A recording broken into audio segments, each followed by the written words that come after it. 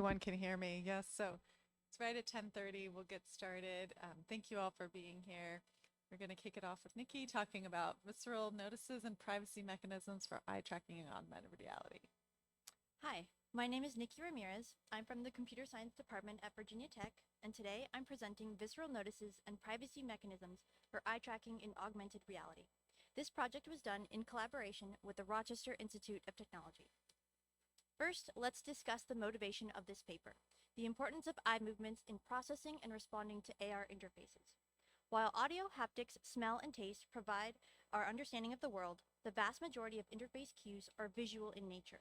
In addition, eye tracking information can reveal personally identifiable information through gaze patterns. Such information can include racial demographics, gender, sexual orientation, racial biases, and more. In other words, our eyes give us away. There are already some proposed solutions to maintaining eye tracking privacy, such as limiting data access or adding noise. However, developers are in control of these solutions, not users. The image on the right presents a Unity plugin, MetaGuard, proposed by researchers. While this implements privacy-preserving mechanisms on biometric data, it is something that developers must integrate into the app themselves in order for users to access. In addition, the adoption of these privacy-preserving mechanisms on consumer devices is unknown. The traditional method for informing users on privacy risks is through notice and consent through terms and conditions. These documents are filled with legal jargon made to protect the company rather than to inform the user. In addition, the prompt may not explain to the user how their data will be used. The image on the left is a notification on an iPhone's calendar. The calendar is requesting access to the user's location, explains it is required, and provides some examples on how the data will be used. However, the user may not think about what other uses the app may use their data for, such as selling their data to third-party apps for personalized ads. In addition, this notice is only presented once, and users may forget they allowed their calendar app access to their location, or the user may forget to revoke access. Notice and consent is not going away, so how do we reduce friction and improve these notices? Our previous work focused on implementing visceral notices in VR. These visceral interfaces were designed to draw the user's attention to eye tracking. The crosshair and tendril on the left indicated where the user was looking, and the disembodied eyes on the right mirrored the user's eye movements. Instead of simply informing users their eyes were being tracked, users actively experienced what that meant through these visualizations. Our previous work suggests our visceral interfaces increase privacy awareness and concerns for eye tracking data. Participants were less likely to opt into data collection and were less inclined to share data. We also wanted to integrate privacy-preserving mechanisms into these visceral interfaces. Privacy-preserving mechanisms are methods that protect users against re-identification while maintaining the utility of eye tracking. Research shows temporal downsampling provides the least amount of protection in terms of re-identification from gaze data, whereas Gaussian noise and smoothing provide similar levels of protection. This graph shows re-identification accuracy of different privacy-preserving mechanisms. The axes are scaled to compare utility. Vertical lines indicate the low and high strengths of each mechanism. However, this research is purely quantitative, not qualitative. Therefore, there is a gap in collecting subjective feedback from users. Deploying these interfaces in AR is a challenge. The impact of visibility from see-through AR displays on visualization preferences and attitudes is not known. In addition, there is a lack of understanding of how users perceive privacy mechanism visualizations on eye tracking data, or how they affect data sharing attitudes. This is where our research comes in. We can use these visualizations to increase understanding of privacy-preserving mechanisms on eye tracking, and we can determine which mechanism users feel most safe with.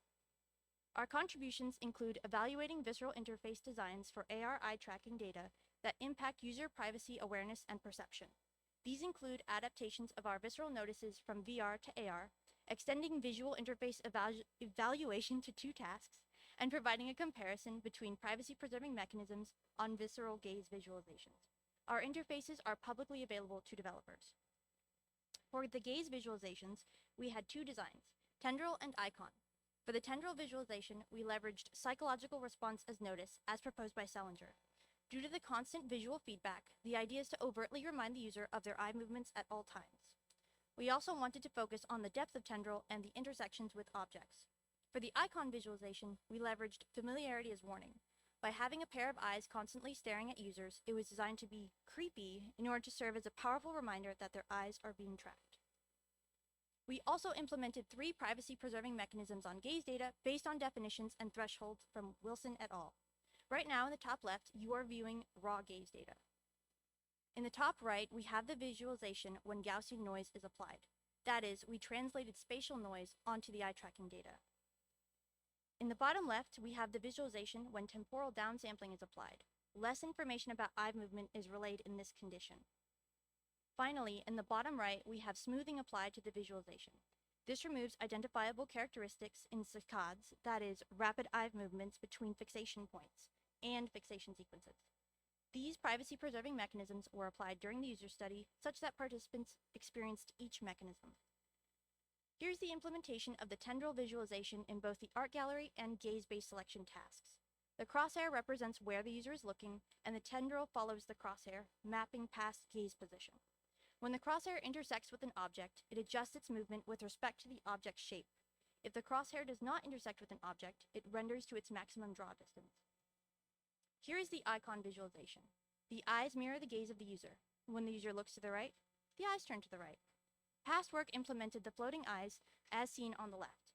It was extended on the right in the gaze-based selection task to be part of, to be part of the task context. Based on findings from our prior work, we implemented a slight delay in displaying the eye movement such that when a user looked to the right, they could look up to the icon and see the same movement. Our research questions are as follows. 1. What impact does experiencing gaze-based visceral interfaces and privacy mechanisms have on privacy attitudes and data sharing sentiments for AR gaze data? 2. Are user preferences towards AR tendril and icon visceral interfaces and their deployment consistent with VR findings? And 3. How do users perceive visualized privacy mechanisms, and what are their preferences towards sharing gaze data with or without privacy mechanisms applied? This is our user study flow. For brevity, we will not discuss this in detail. However, we note that we showed all participants a primer video on eye tracking privacy-preserving mechanisms to ensure all participants had the same level of knowledge with respect to their effect on gaze, and some security risks to eye tracking, including re-identification. The objective in the art gallery task was a free roam exploration of an art gallery, which we saw a preview of earlier. Art was populated into the environment using a publicly available dataset.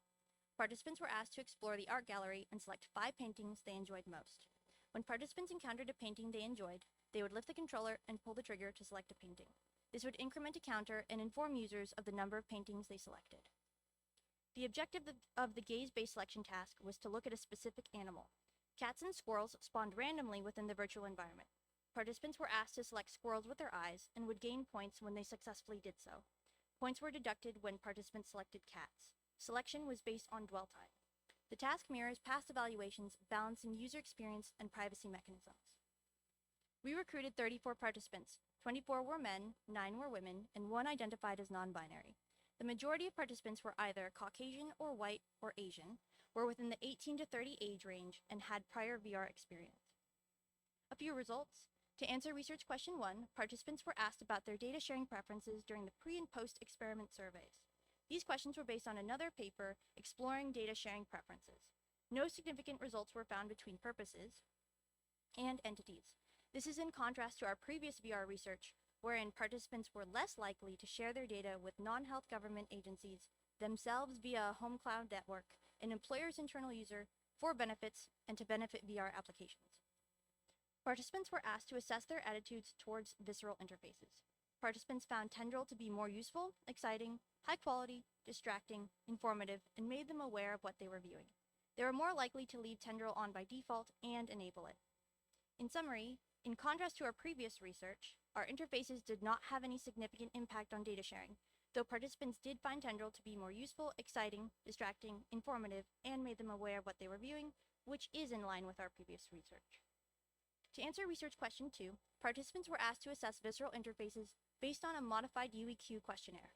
The aggregate results show that participants rated smoothing the highest in attractiveness, perspicuity, efficiency, and dependability. In contrast, Gaussian noise rated the lowest in the same metrics. Looking at the results more closely for art gallery, the results show that participants rated smoothing the highest in attractiveness, perspicuity, and dependability. In contrast, Gaussian noise rated the lowest in these same metrics. And looking at the results more closely for the gaze selection task, participants rated smoothing as the most attractive. In summary, smoothing rated the highest in UEQ metrics, with Gaussian noise rating the lowest. To answer research question 3, participants were asked to assess their attitudes towards eye tracking. Participants were more familiar with eye tracking after experiencing the gaze selection task. All participants reported a greater understanding of eye tracking after experiencing our interfaces. Interestingly, participants who experienced the gaze selection task reported higher mental concern. That is, they were concerned with an increase or decrease in mental workload. Participants overall preferred smoothing in both tasks. However, 28% of participants in the gaze selection task selected temporal downsampling, which is much less effective at protecting privacy in the context of re-identification. In summary, participants reported a greater understanding of eye tracking after experiencing the gaze selection task, as well as reported higher levels of mental concern. Participants preferred temporal downsampling, the least effective of our privacy-preserving mechanisms, with respect to re-identification, suggesting a misalignment with the effectiveness of different privacy-preserving mechanisms and how users perceive them. To answer our research questions, we found participants understand the benefits of sharing eye tracking data, given their willingness to share their data with different entities. In addition, participants may not be equipped to define how much data they're divulging is too much. Our findings contradict previous research with visceral interfaces in VR. 94% support making visceral interfaces available, with 65% agreeing AR platforms should enable these interfaces by default. Participants felt most secure with temporal downsampling and Gaussian noise, despite temporal downsampling being less effective in protecting privacy. Almost half of all participants felt comfortable sharing raw gaze data. Some limitations of the study. We did not account for older populations, with most participants being college-age students with prior VR experience. Another limitation, there is a discrepancy of rendered icons between tasks. This may not have evoked the same creepy feeling participants felt in prior VR research with just a pair of disembodied eyes. In addition, mentioning privacy at the start of the study may prime participants. Our study also did not capture long-term effects, and we had small effect sizes. Our future work includes evaluating the showing aspect of visceral notices within interfaces, that is, communicating to users what content they paid the most attention to, such as skin color data distribution in an art gallery, examining effects in a long-term user study, testing performance on different tasks, and different visualizations. Visceral interfaces can be extended to make inferences on eye tracking data. Therefore, there is a need to bridge the gap between visualizing low-level data and privacy implications. Users do not understand, as most were willing to share raw data. This indicates a need to increase privacy awareness. Our findings indicate users are willing to adopt privacy mechanisms, and we strive to take the next step to explain how data is being used and the impact on specific inferences for future AI-driven systems. By informing users of what can be done with their eye tracking data, we can give users the agency to make informed decisions. Thank you for your time. We would like to acknowledge that this project was supported by the NSF CS Grad for US, the Virginia Tech New Horizons Graduate Scholars Program, and the State of Virginia through the Commonwealth Cyber Initiative. If you would like to try out these interfaces, please visit first author Nisi and I at our demo, and you can see if you can get on our leaderboard. This concludes my talk. I will now take any questions.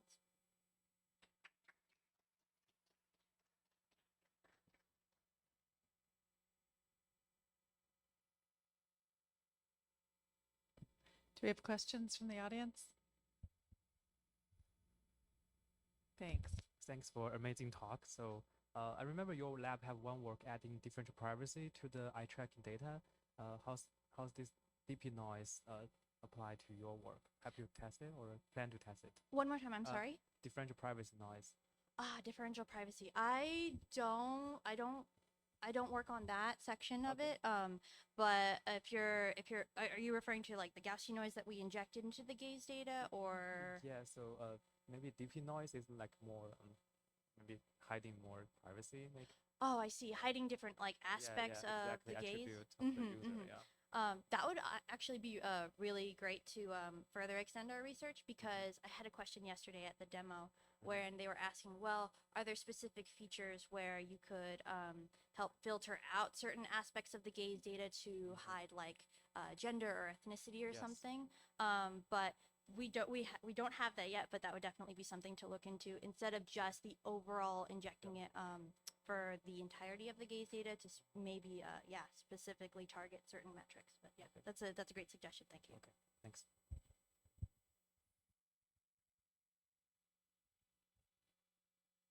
Other questions?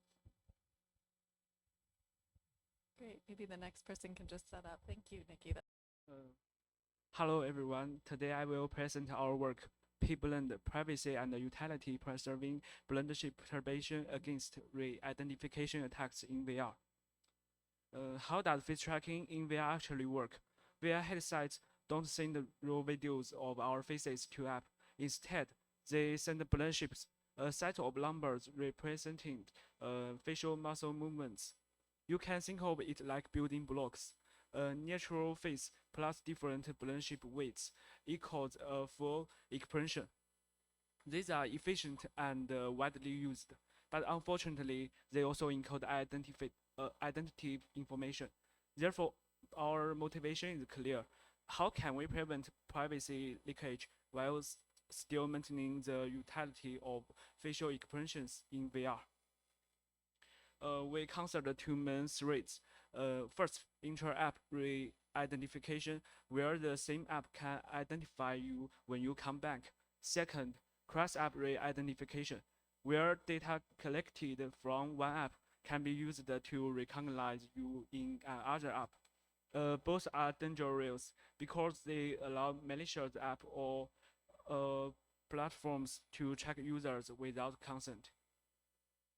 To investigate this threat, we collected facial tracking data from 45 participants using the Pico 4 Pro, a headset equipped with embedded facial sensors. Each participant engaged in 5 VR applications, covering both passive and interactive scenarios, such as 360 video watching archery and sword fighting, like Beat Saber. Such participants went through 3 sessions. In sessions 1 and 2, spaced 1 week apart, they used all 5 apps for 5 minutes each.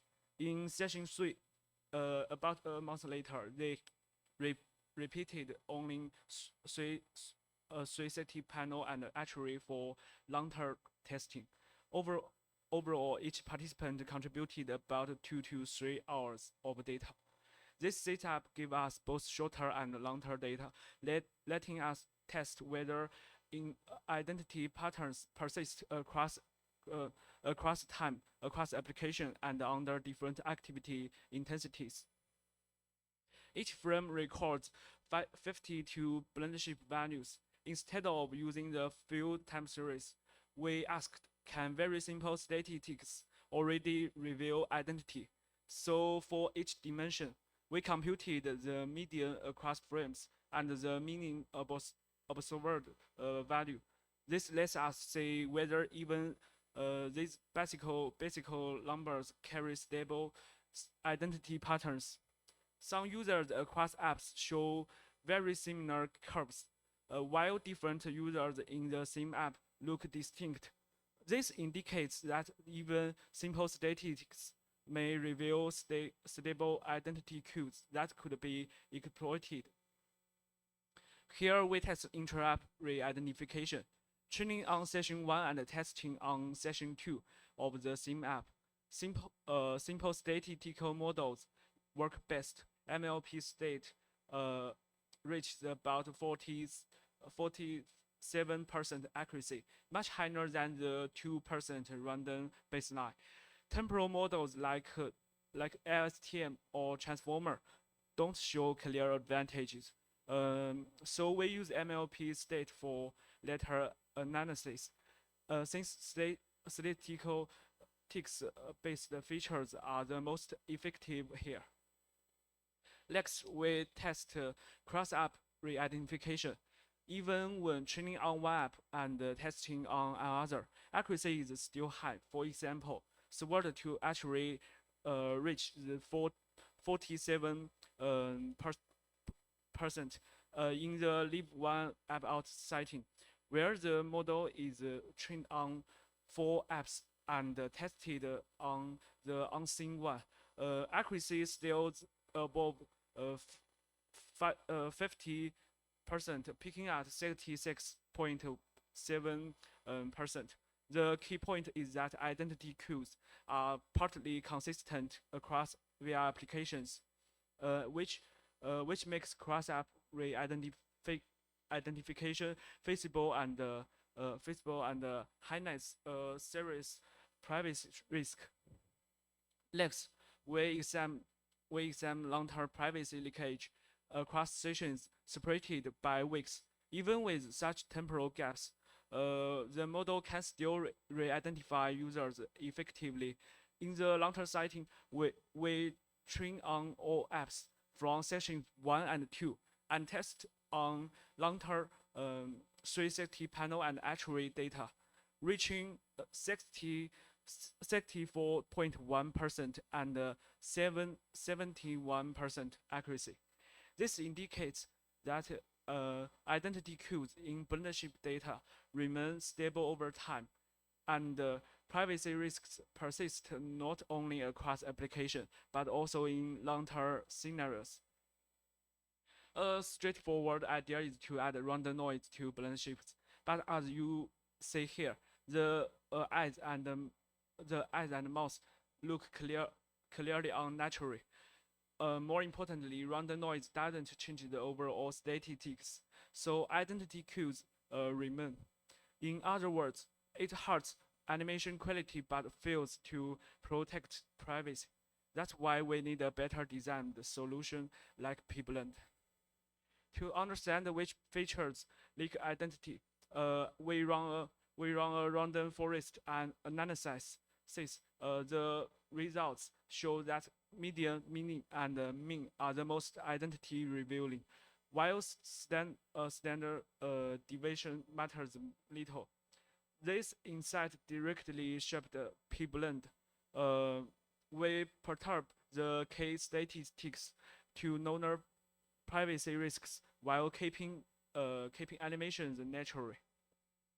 Next, we looked at special correlations between blend shapes. As shown in the heat map, some pairs, like left and right eye, are almost perfectly correlated. This means they always move together. If we ignore these correlations, perturbations create unnatural faces. So in pblend, we inject noise in a correlation-aware way to keep expressions realistic. To address this, we propose pblend, which has two steps. First, semi-random perturbation. Instead of adding independent random noise at every frame, we add a fixed perturbation per session, sampled from Laplace distribution. This shifts key statistics like the median or mean, while keeping the animation smooth over time. Second, correlation-aware noise sharing. When two blend shapes are strongly correlated, like left and right eye movements, we apply the same perturbation to both. This preserves natural coordination in facial expressions. Together, pblend combines semi-random perturbation and correlation-aware noise sharing, achieving both privacy protection and natural animations. Here we compare three perturbation methods. Looking at the results, pure random barely reduces accuracy, staying around 30 to 40%. Semi-random performs slightly better, but pblend quickly drives accuracy below 10% at 0.1 noise intensity, very close to random. The takeaway: only by perturbation the right statistics can we effectively protect privacy without reducing utility. On the left, we focus on mean and median features. Pure random barely lowers accuracy, staying around 35 to 40%. In contrast, pblend quickly drops accuracy to about 7% at 0.1 noise intensity, showing its clear advantage. On the right, we simulate a stronger, broader axis attack, where the adversary trains on multiple apps and sessions. Even in this harder setting, pblend drives accuracy down sharply, from about 66% to below 5% as noise increases. The takeaway: pblend remains effective even under stronger data-rich attacks. Then we run a user study with 10 participants, testing 2 noise levels and 3 perturbation methods. Each sequence was shown on Rocketbook's avatars, with examples here of for original, pure random, semi-random, and p-blend. In each trial, participants rated similarity on a 7-point scale. P-blend clearly kept the highest quality, even at higher noise, while pure random and semi-random dropped to almost not similar. So P-blend protects privacy, but still looks natural. Thank you for your attention.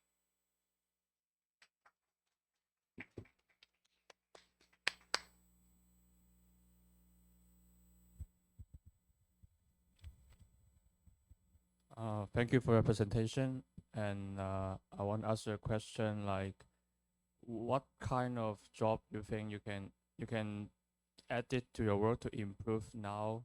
Like maybe something like future works? Yeah, thank you. I think some parts of the face, like eyes and mouth, are more important for showing expressions. People notice changes there more, so maybe we don't need to add equal as much noise to these arrows. We can use less noise to there and more on less sensitive parts, so it still looks natural. Yes.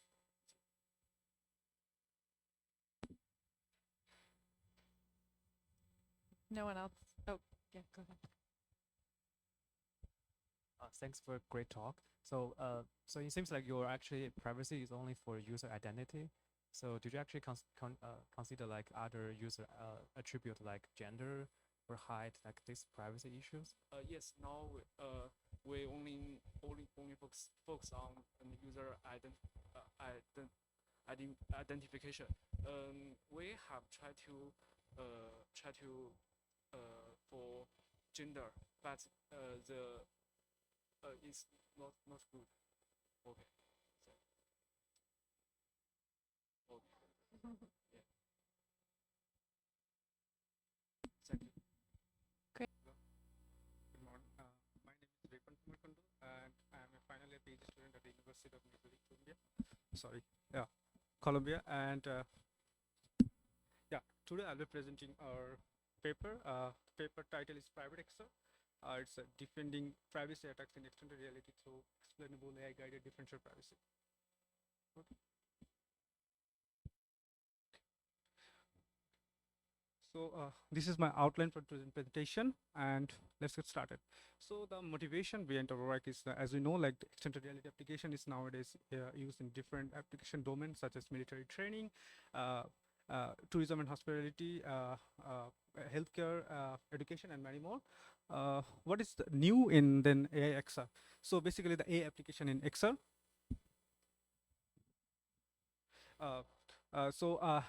We know like nowadays AI models are integrating in the different XR applications such as such as healthcare, military training, and as I mentioned earlier. Then what is the problem here? As you know, like that when you integrate the AI model, basically the machine learning and deep learning model, there's a significant problem with the privacy and security risks, as these models as these models a model can train huge amount of data and parameters, and have the potential to encode the user personal details, and when shared can result in unintended data leak. And it is now proven that such model can violate the user privacy of training set. For example, membership inference attacks, where where the attacker actually try to get what of the user data actually used for training the model. So that's actually the problem with the privacy with that kind of model. So and there is one question is like common here, like as we know, like the eye tracking data presents a critical risks in the user privacy. as it captures sensitive attributes such as user personal identities, gender, sexual preference, and based on where they actually look and the in the virtual environment. If you look at the figure here, let us consider here. So there is a VR user. He actually moving to the virtual world, like the metaverse, and suddenly he actually look at the like some sort of billboard. So where actually a cold drinks ad, cold drinks ads actually showed. So if there is some attacker, or then there is a bad guy, so he can actually target this user, and then he can actually leak the user privacy. So for example, he can target the user by sending an email, or through he has a attraction of the Coca-Cola, or for example, cold drinks. That's actually the problem with the user, violate the user privacy. So what previous works done? So basically, previous works look at different kind of privacy attacks. For example, re-identification attacks, where attacker aims to link a certain set of data related to an individual in the data set. By basically, they are cross-link one data set with another data sets and identify the users. But most of the mitigation against this kind of privacy attacks are they are using different kind of noise addition, for example Gaussian noise, or they can using differential privacy, one kind of noise, then different variant of differential privacy, for example Kaleido. But the problem is like they all are applied noise in the samples level. So they are looking more about data set private rather than the models. But as I mentioned earlier, the AI model actually can leak user privacies. That's actually, they can encode different various parameters, train with million of parameters, user data, and that. And then there is no work, but there is a few work actually. One work, they're actually using membership inference attacks, where they actually try to identify a user from a training data sets. But the problem is like that this is not a realistic. For example, they are trying to identify the user from the training data set. But what if the scenario, like how can we they actually identify the real user? So there is a lack of privacy evaluation. For example, they not broadly look different kind of privacy attack, for example, re-identification prior. And one of the major challenge actually, they apply privacy mechanism for differential privacy across all the features. And that is one of the motivation of our work. So let's take what is the challenge in DP in ARX applications. As we know, like that, today's XR application contains a lot of sensor data. For example, eye tracking data, head tracking data, different physiological sensor data. For example, heart rate, galvanic skin response, and many more. And if we trained AI models, we can see like that there is a lot of features. But if in the real time, for example, what is the scenario? Like if I add noise in the real time, for there is a real time application, it actually induce a degraded model accuracy, obviously, and there is a huge challenge of the latency. Like for example, I have to add noise like thousands of features. But what if we can do like that? We can apply a explainable AI design that actually give us a feature importance of the AI model. And rather than apply all the noise to all the features, we can do we can apply only the sensitive features that actually most important for the model prediction. So that's actually give us a not unnecessary noise addition to the all features. That's actually perform better for the model utility in terms of accuracy, and also that's actually decrease the inference time, and that's actually the look at the futuristic XR applications. So that's why our contribution in this paper, we actually propose a novel framework that combine explainable AI and DP and our privacy preserving mechanism to defend against privacy attacks, for example, membership inference attacks and re-identification attack in AXR applications. For that, we actually developed 3 AXR applications. In our case, the applications are cyber sickness, emotions, and activity recognition. And we apply both membership inference attacks and re-identification attack against these models. And we see that there is a severe privacy concern when there is no privacy mechanism. And our privacy is obtained via leveraging Xi. So basically, first we apply explainable AI, find the feature importance, and then in the inference time, we actually add noise only that specific features, rather than all sets of feature. We apply noise on the subset of features. And we apply both epsilon DP for both data and models. That prior works actually apply either models. And we deploy this our proposed mechanism on a realistic XR headsets. We develop an user interface where user can choose different kind of privacy mechanism when they play during the gameplay. And we also validate our adapters through a user study small. So this is our proposed frameworks. You can see from the figure here, we have 3 deep learning model application for cyber sickness, emotion recognition, and activity classification tasks. And we apply 2 state-of-the-art privacy attacks, re-identification attacks, and membership inference attacks. And we apply our proposed Xi-guided DP. So first we identify, as I mentioned earlier, using Shapley explanation, poster explanation technique, identify the most important feature for each of these tasks, for example, cyber sickness, emotion recognition, and activity classifications. And then we actually apply differentially private DPHGD, a variant of DP. It's called a differentially private stochastic gradient descent during the training. So that's our methods, and we validate with 3 datasets. For cyber sickness, we consider simulation 201, 2021 datasets. For emotion, we're using emotion recognition dataset. It's called READ dataset. And activity recognition, we're using these datasets. And first this is our results. So first we do the evaluation of privacy and utility against the re-identification and membership inference attacks. So if you look at the first table here, we can see like that when we apply both membership inference attacks and re-identification attacks, the attack success rate is really high for the transformer models. As we, in our case, the transformer model actually have the high accuracy for all of the 3 attacks rather than LSTM and CNN models. And in terms of the utility, we can see here like that when you have a higher privacy budget, we have almost achieved like 94% accuracy for cyber sickness classification tasks. And this is the most important part. Like we identify the feature importance score applying Xi, and that's actually our privacy and utility trade-off evaluation under Xi and non-Xi method. So first of all, we do no privacy mechanism, so where we nothing add any privacy. Then we evaluate with private model, private data with non-private model. Then our evaluations, third evaluation is we have a no private data, but we have a private model. And lastly, it's our proposed framework. We have a private data, but actually we add noise in both data and model. We see like that when we have a no privacy, the attack success rate for LSTM model was 85%.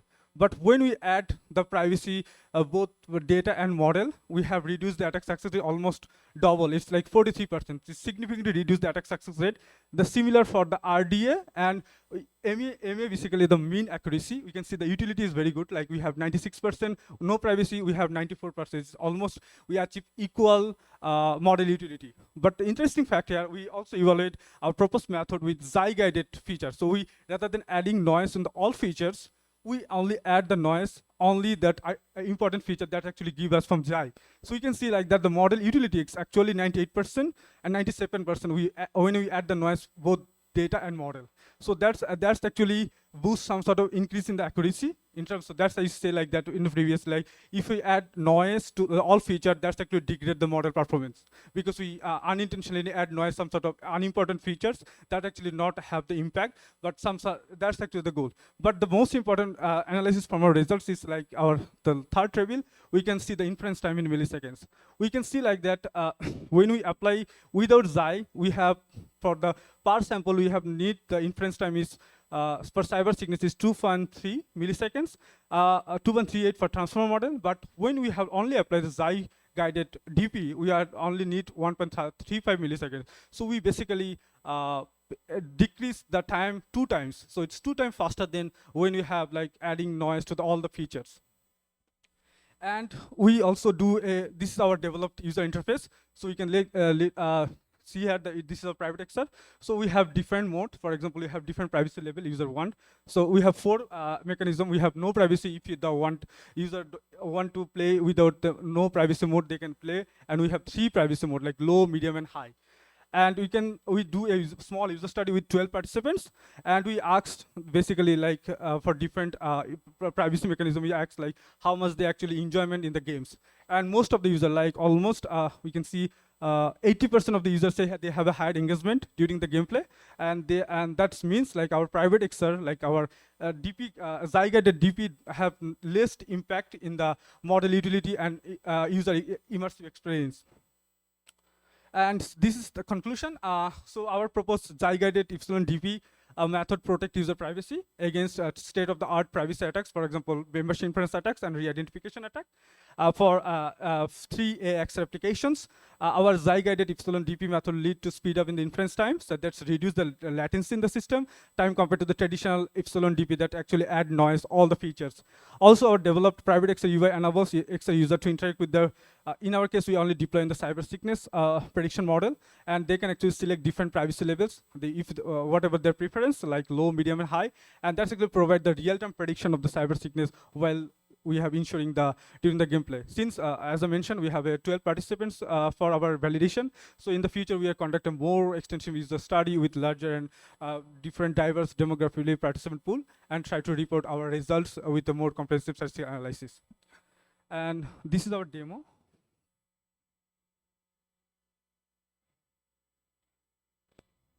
So yeah.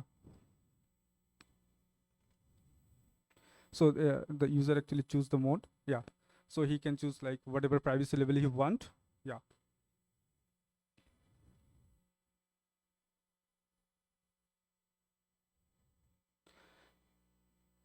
And yeah, we see that there is cyber sickness. The prediction is showing here high, low, medium. We have 4 cyber sickness severity class in the dataset where you deploy the model, and he can play and he can change privacy mode while they want.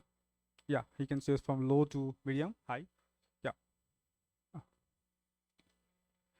Yeah. So that's why this is our demo, and yeah, this is our reference. And thank you for your attention, and I'm happy to take any question.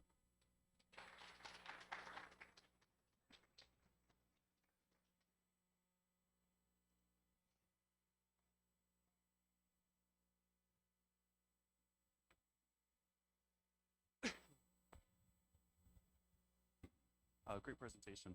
Yeah.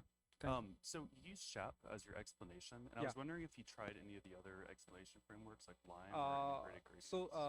So we are not, because our goal is we have to identify the global feature importance. So we are not doing any local, because during the inference, we not do any kind of explanation. So once we just identify the most important features, and Lime is basically good for local explanation. Yeah. So that's why we only look at the SHAP, and SHAP is widely used in deep learning models. I was wondering if you had tried integrated gradients. One thing that I've noticed from SHAP versus integrated So, gradients is so integrated gradients, in my as my knowledge is basically it's applying the gradients, but we are more interested to identify the features that actually had the data sets. For example, different eye tracking feature like gaze direction or pupil diameter or something like that. So that's why we're more interested in the SHAP. So SHAP actually give the feature importance, not the gradient importance. thank you.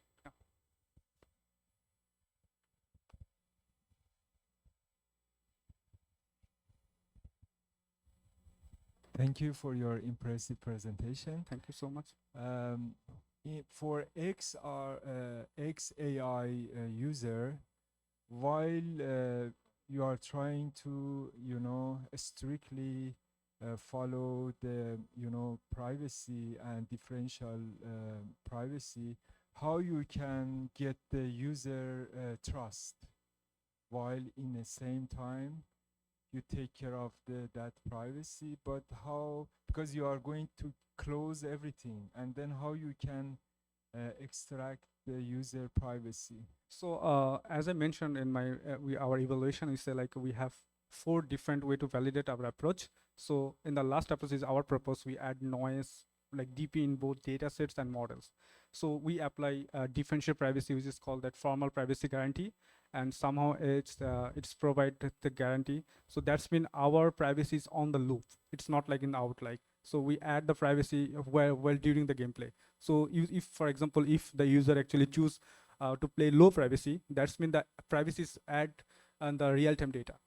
And the second question can do dynamically personalize this differential privacy based on the user sensitivity and feeling during the using your application? Yeah, that's a very good question. Since we are not doing this one, so that's a very good future direction. That's personalized, like but we're not done yet. But in our case, we say it's not personalization, but it's user preference. For example, we have a very strict privacy budget, like low, medium, and high. But maybe there is different privacy budget, like different, like for example, in our case, we have 1, 3, and 5. like low, medium, and high. But there might be different privacy budget. The user want more privacy rather than 5. The privacy parameters like the privacy budget. So we not consider, we strict right now 3, but it should be a good future work. So where actually based on the user preference, the privacy comes from. And a small comment. Yeah. We need to- Federation learning. We need to move on. Sorry, we're a Okay. little behind. We haven't Maybe had- you can we talk should- afterwards. Yeah, yeah. Thanks.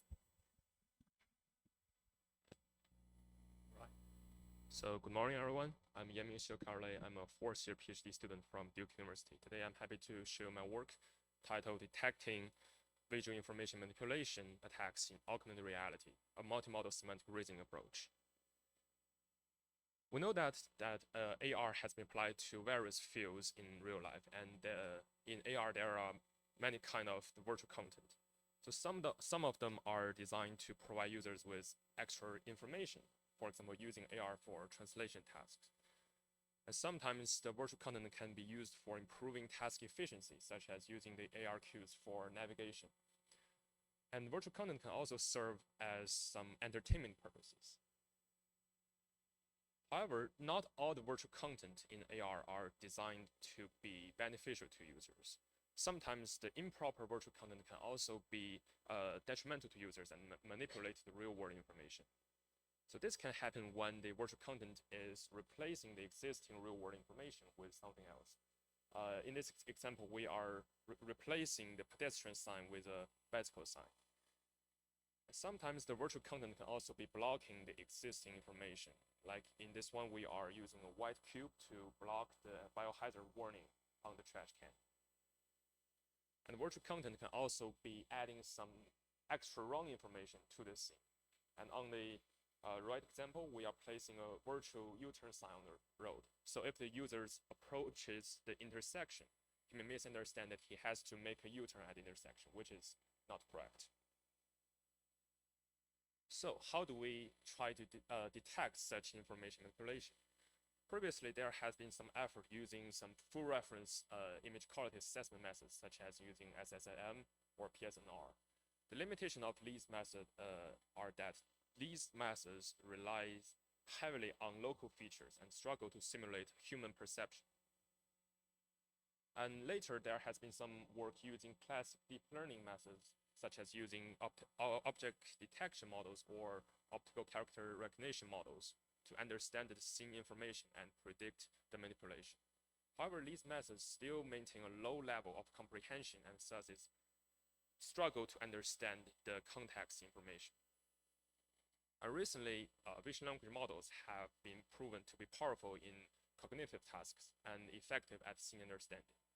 They exhibit a high sensitivity to virtual content in AR. And in our previous work, we applied vision language models to obstruction detection, as well as virtual content assessment in AR. So we have a sense that vision language models can probably provide a potential solution for detecting the visual information manipulation in AR. So here are the main contributions of this work. Firstly, we formally defined a taxonomy of visual information manipulation attacks in AR. We also introduced the system dataset called ARVID, dataset of 452 raw and AR video pairs to reflect various kind of VIM attacks.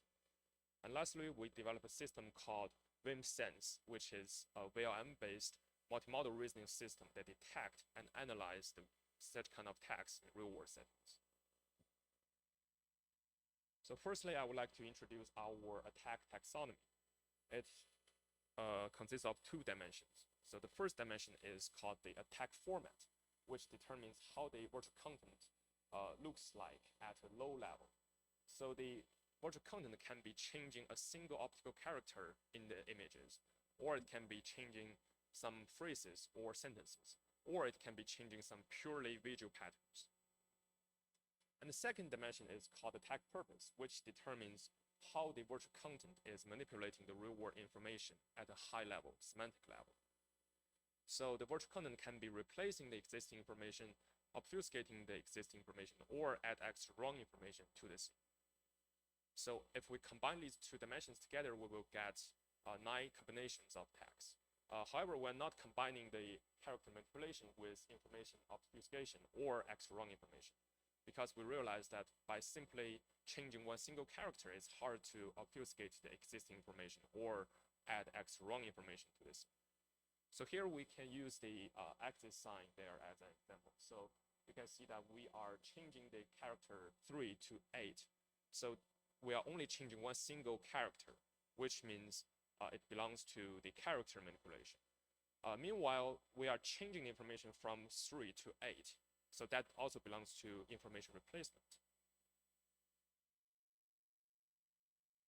And then we propose our system called WIMSense to detect such kind of attack. Basically, it is built upon 3 steps of devices: the AR device, the edge server, and a cloud server. So the first step is that we will use the AR device to collect the images from the real world and send them to the edge server for further processing. And then the edge server will execute the optical character recognition, or OCR model, and put the OCR result into a prompt template, and then send both the prompt together with the images to the cloud server for attack detection. And step 3, we use the cloud server, which hosts the vision language models, to predict the information manipulation in the raw image and AR images. And once we get the output from the vision language model, the result will be sent to the edge server for some post-processing. And finally, the result will be visualized at the AR device. And here I will show some detail of our prompt design. It basically follows the rule of chain of thought, that we break the comprehensive task into several smaller tasks. So the first, we assigned our model with the roles by saying you are an expert in evaluating augmented reality scenes. And then we put the OCR result into the template by telling the model the text in the real world scene is something, and in the AR scene is something. We do this because we believe that, generally speaking, the text in the images can be information rich. So this gives the model a better sense of the text information in the scene. And next, we ask the model what is the real world scenario. This is a low-level scene understanding task. And then we ask the model to describe the virtual content that is in the AR image. And then we put these 2 images together and ask the model to compare the information within these 2 scenes and check whether the information has been largely manipulated. Here we are also adding 1 sentence of assumption on users by telling the model that user is not so easy to be fooled or get confused. We do this mainly to reduce the number of false positives. And lastly, we finalize the output, and the model has to answer either yes or no toward the manipulation prediction. And to evaluate our system, we first collected a data set, which consists of 452 raw and AR video pairs, which is, we will do this for full reference analysis. You can see that we have some raw frames.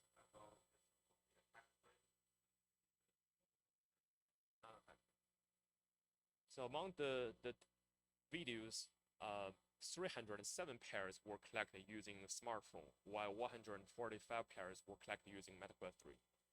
And also 242 pairs were labeled as attacked, while the other were labeled as not attacked. And these labels, that whether the scene information has been manipulated or not, were validated by 26 human subjects using a 5-point Likert scale. And here's our evaluation setup. So we first choose 3 vision language models to test. GPT-4o and Gemini 1.5 Pro are 2 commercial state-of-the-art models, while Lava 1 Vision 7B is an open-sourced, smaller scale lightweight model. We also tested 3 types of prompting, where the standard is what we have shown previously. And no OCR means we are removing the OCR results in the prompt. That means the model won't be able to directly get the text information in the scene. And under detailed here means a very short prompt with only minimum instruction. We also compare compared with 2 additional baselines. So OCR only means that we are not using any vision language models, and we only compare the OCR results difference of the raw image and AR images and use a threshold to judge the manipulation. And the feature similarity here means that we are comparing the feature distance of the raw and AR images using a vision encoder and use threshold to judge the manipulation. And here's our results. So I'm not going to get into the very specific detail of the table, but the key findings include, so first, we found that our system can achieve higher than 88% of detection accuracy on our dataset with a latency of about 7 seconds. And also, among the models, GPT performs the best, and then Gemini and Lava is the worst, which kind of align with our assumption because Lava has much less parameters compared with the other 2 models. And also, we observed that by removing the OCR module or the detailed instruction will also reduce the detection accuracy. We also conducted an ablation study where we discussed the impact of different assumptions on users in the prompt. Recall that in the standard prompt, we are assuming that the user is not easy to get fooled. And in ablation 1, we remove such assumption from the template. And in ablation 2, we assume that the user is easy to get fooled.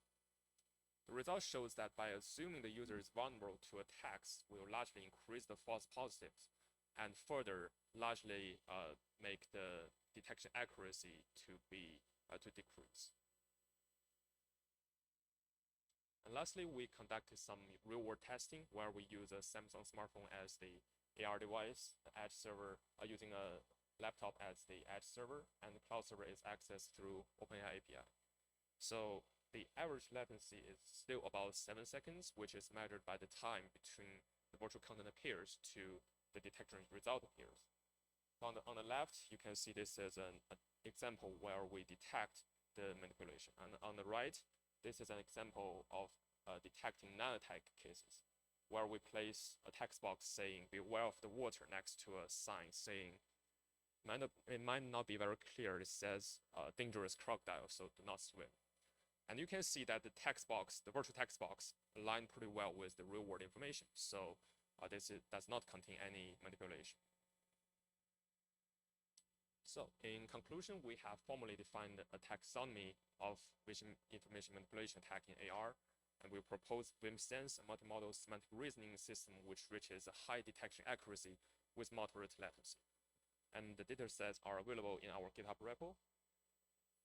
Our ongoing work including applying the tag taxonomy and detection to multimodal information manipulation, especially the audio domain. So here is an example.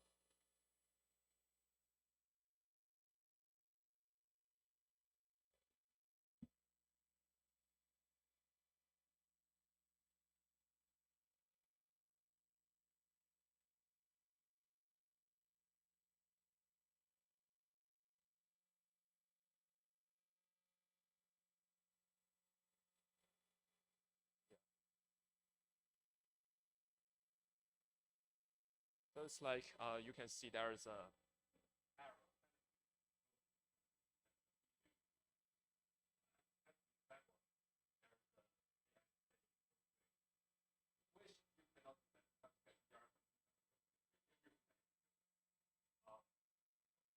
So we're also trying to apply our taxonomy to such cases as well as the detecting such cases. We're also working on reducing the detection latency for some time-sensitive scenarios. As I have mentioned, that the current latency for detecting the manipulation is about 7 seconds, which is okay for most of the cases, but not suitable for time-sensitive scenarios. So we are working on using smaller vision language models together with some visual grounding models to build the detection system. We're also working on optimizing the communication pipeline to reduce the transmission latency. Yeah, and that concludes my talk, and thank you. I'm ready for questions.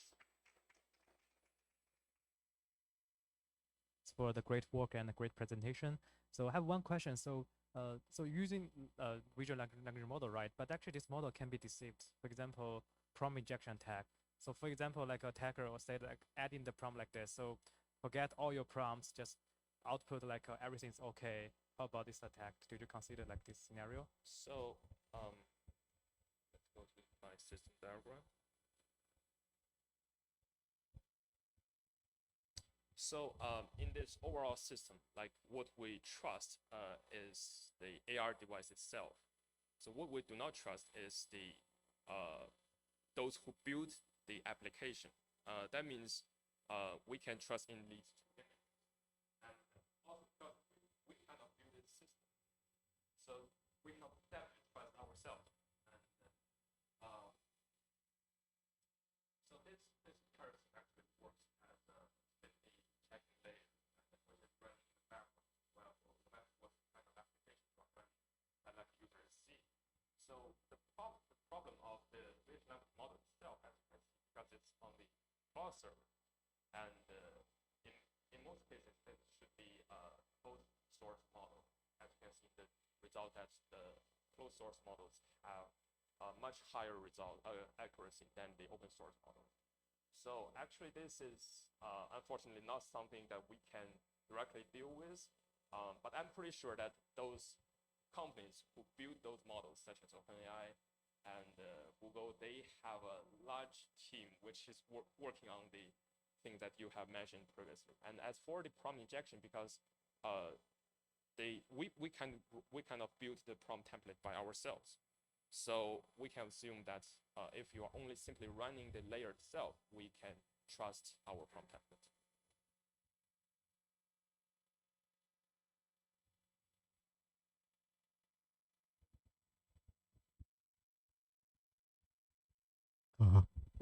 Thank you for the presentation. So have you considered any human in the loop scenario where VLM fails to detect there was any PMA, like perception manipulation attack? Because we're seeing so many LLMs failing in even reading analog clocks, and even though you input chain of dots or many more techniques, it still fails. Have you ever considered human in the loop techniques?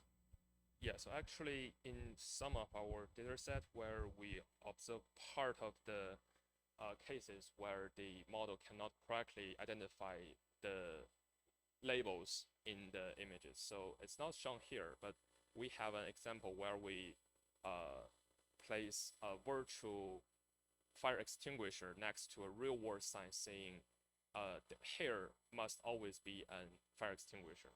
So the users believe that because the sign tells us there must always be a fire extinguisher here, and you are adding a virtual fire extinguisher. So that will make us misunderstand that it's already there, so we don't need to do anything, but actually it's not there. So the users label that as an attack. But the models think, okay, so you say here has to be a fire extinguisher, and it's there. So there's no problem. And yeah, there are indeed some cases where the models will fail. And yeah, by introducing the I think actually we are trying to work on a system that has some sort of memory to remember specific cases where it has failed and collect the user's feedback, and also use the result to further fine-tune the vision language models so it can better understand the user's preference.